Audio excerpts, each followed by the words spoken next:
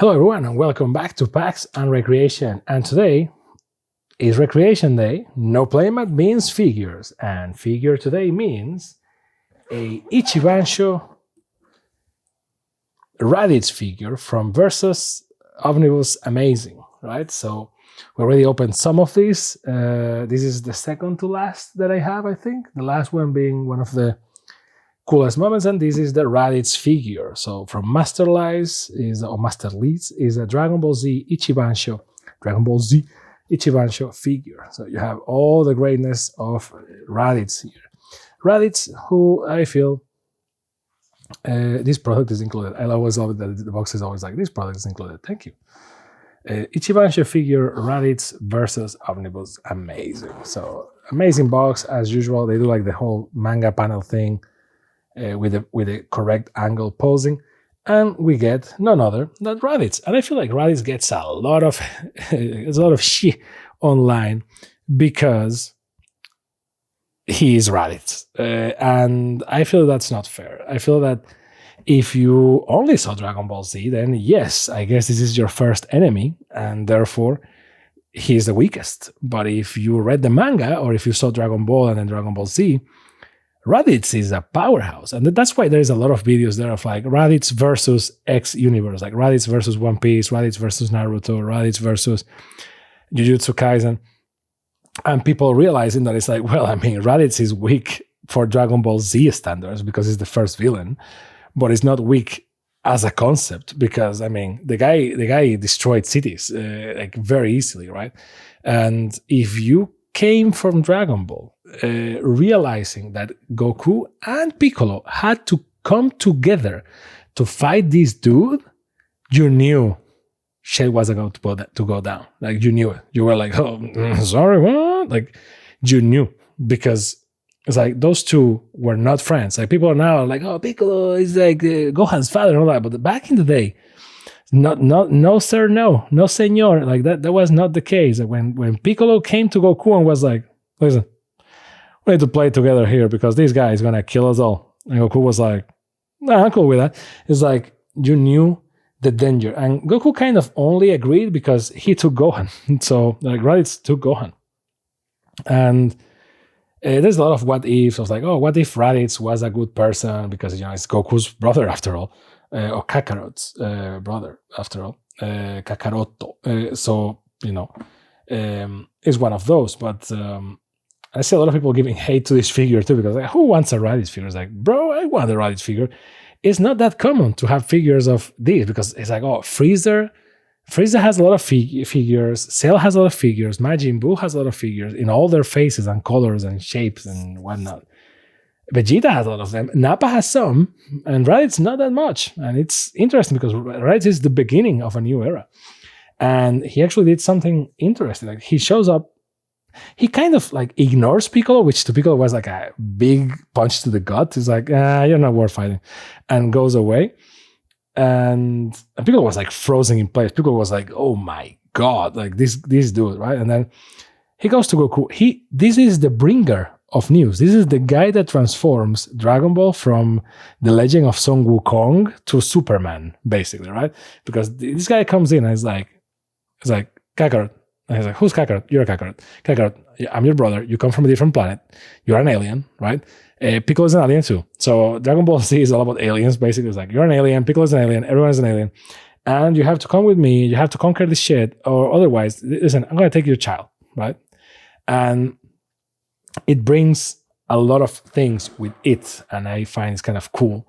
And again, people just give shit to Raditz because it's like, well, it's the weakest Dragon Ball Z villain. But let's remember that because of this guy, Goku had to die, right? So I sometimes I wonder, because I saw Dragon Ball and Dragon Ball Z. I never saw only Dragon Ball Z, but a lot of people only saw Dragon Ball Z, which to me is baffling as well. So when it comes to that, I always wonder, like, was it surprising for people that Piccolo and Goku had to come together to defeat this guy? Like, I mean, you just got introduced to the story, right?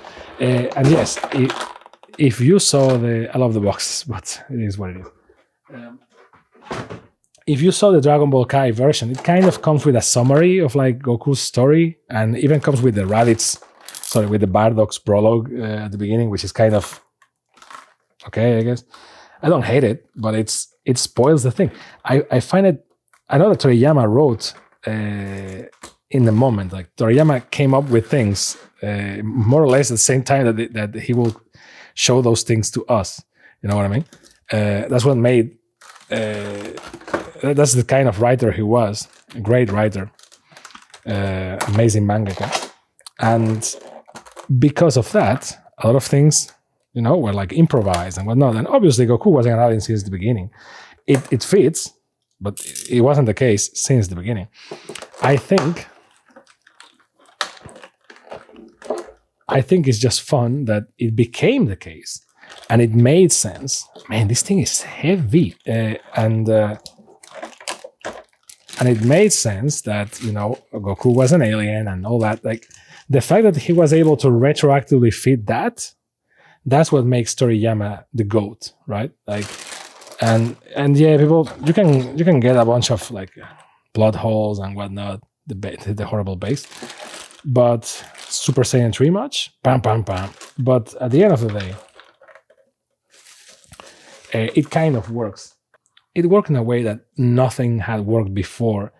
But again, most of the revelations of the shock of Dragon Ball Z is because you came from Dragon Ball. I imagine you coming from, like, you're starting to watch Dragon Ball because everyone is like, man, you should totally see Dragon Ball. And the first thing you see is like, Goku is the main character, I guess, and then he pairs up with a green guy for no good reason. And then this guy comes in and is like, oh, you're an alien. And for you, it's not a revelation. I mean, it's like your second episode or third episode. Like, actually, it's like the second, I think. Like, or the first. I think it's even the first. Like, you just saw that and you're like, okay. Like, for you, it's not like news or anything. Like, I mean, it's news, but it's not a world-shaking thing. And then at the end of that battle, Goku has to sacrifice himself because of Raditz. And Goku has a good nature, so that's why he releases his brother's tail and all that. And then Goku dies, and that's a big shock. And I remember that as a kid, for us, that was like the end of the world. It's like, Goku died, oh my God! Like, that sort of thing.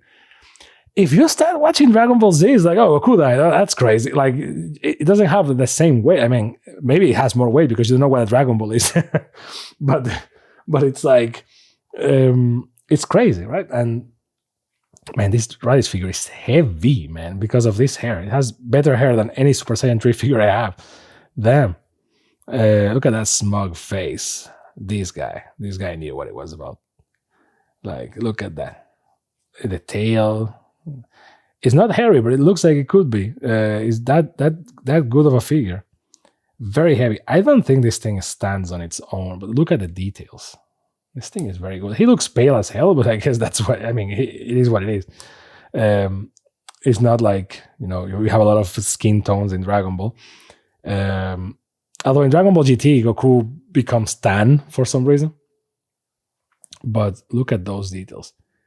The detail of the scanner being transparent, and it's a different piece altogether. See, like on top of the eye, so you can see the space in there. Nice. This thing is amazing.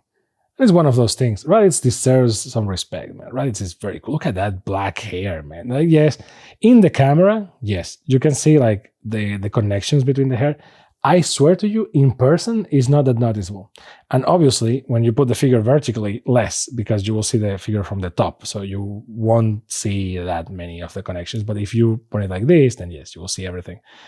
Everything. Bam, bam, bam. But yeah, I always found funny that he has like two bands. I don't know how to call these.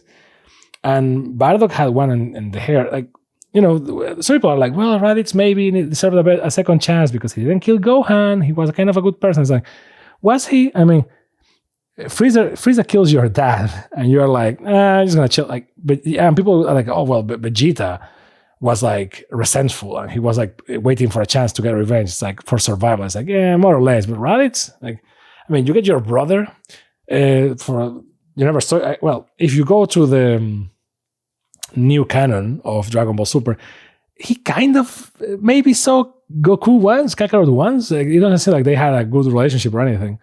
Again, they are Saiyans, and the whole narrative with Saiyans is that they don't care, they are warriors and all that. But still, it's like some people are like, "Oh, he was his brother." It's like, well, I mean, Krillin is more of a brother to Goku than this guy, right? Like Krillin grew up with Goku. Like this guy, no. So family is the one that grows with you. It's not necessarily blood related, and I think that's kind of a good message that is in Dragon Ball. Family is the people that care about you, not the people that share blood bonds with you. And this is pretty cool and very heavy. Now, does it stand? Nah, I wasn't expecting it because, I mean, with that amount of hair, it will be a miracle if the guy... No, by any means. The guy doesn't stand. So this base will be mandatory. For what leg are you? Because it's never clear. Sometimes it's for the left, sometimes for the right. Okay, this one is for the right, I think. Yeah, okay, it's in an angle. So now I'm going to show you, through the magic of editing, while moving the camera, you will see. So 3, 2, 1, I put my hand here, and while this is black, you can see here is the figure. Bam! Bam, bam, bam, bam, bam. Look at that thing. I think it's gorgeous, man. These figures are badass. Like, see, you put him in angle, right there. That's the stuff. That's the pose. Say like that. He's looking diagonally. Like this figure is made to be like this, right? This figure is made to look at you like you don't deserve to be a Saiyan. You know what I mean? This is the thing. This is the pose. Look at that. Look at that thing. This is the pose. And this is the one thing that I love about the Ichibansho figures. Like they are made for a pose, and not only for a pose, for an angle. They are made for an angle. You need to put them at the certain specific angle. So the base is not the worst in the world, but that I hate those things with a passion, right? Like you can't get your eyes out of it. Like if you do like this, great. If you do like this, it's like, what's that in your feet? And sadly, this one doesn't hold up without it. So this one doesn't work in any other angle. And I think that it's on purpose. At least they try to hide it more or less. If you put it like this, you can see the base a lot more. You can see the ugly side of the base. If you put it in front, because this figure kind of invites you to display it like, front facing, like welcome to die, but not really, because he's looking to the side while with a smug, right? So sadly, no, he's not looking right in front of you. So the ideal angle for this bad boy is this. Like not giving an F about you. That's the stuff. So this thing is just there. Look at that smug face. Look at that. He knows. I know. Look at the texture. Great texture there. Texture on the armor, texture on the skin, texture on the tail. These figures are great. I know that I always say this with some of the Ichibansho ones. It's like, this is coffee for people that like coffee. Oops. Now the thing will fall. Like, yeah, if you want just a Dragon Ball figure, just get one of Goku and Super Saiyan. These are not common figures. That's why I love them. It's like, well, Raditz posing like in the manga, not common. That's why I love it. Look at that hair. Gorgeous. Yeah, you can see some of the connection spots. If it really bothers you, which again, I insist, in person is not that apparent. But if it really bothers you, my recommendation, grab a black marker, just correct that, right? But it's forgivable. And funny enough, it only happens with the hair on Saiyans, with a lot of hair. And I have a lot of Super Saiyan 3 figures because it's my favorite transformation. And it's very noticeable. It less maybe because it's blonde hair, right? So it doesn't pop up as much, but very noticeable.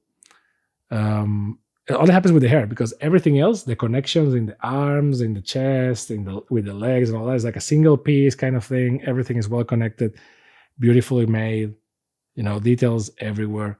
But the hair is what it is because the hair of a Saiyan is the thing, right? So, but again, this figure is supposed to be looking at you like this. You don't decide to leave. So it's kind of a thing. But it needs the base. Without the base, it falls down. So is it worth it? Well, I think it is. But it's only because I like all things Dragon Ball. So let me know down below what you think about this figure. And what you think about Dragon Ball and about Raditz. Do you think Raditz gets a lot of shit for free? Interesting to hear your comments, and I hope to see you next time on the channel that you already liked and subscribed to, which is PAX and Recreation. Bye. Kakarot. I'm such an idiot.